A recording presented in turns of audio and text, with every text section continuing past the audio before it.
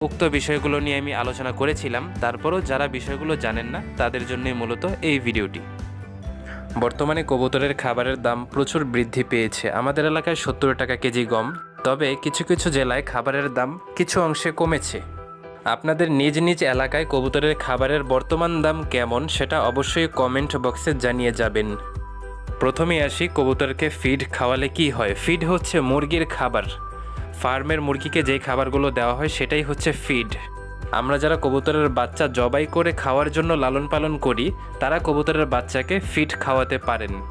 এতে করে কি হবে, বাচ্চাগুলো খুব দ্রুত বড় হয়ে যাবে এবং স্বাস্থ্য অনেক বেশি থাকবে। বাচ্চার বয়স 5 দিন হলে তখন থেকে যদি ফিড খাওয়ানো শুরু করেন তাহলে ভালো ফলাফল পাওয়া যাবে। সতর্কতার বিষয় হচ্ছে ফিড কখনোই কোনো প্রাণীর জন্য স্বাস্থ্যকর নয়। এজন্য প্রতিদিন একবেলা ফিড খাওয়াবেন এবং বাকি বেলাগুলোতে ধান, গম ইত্যাদি অন্যান্য খাবারগুলো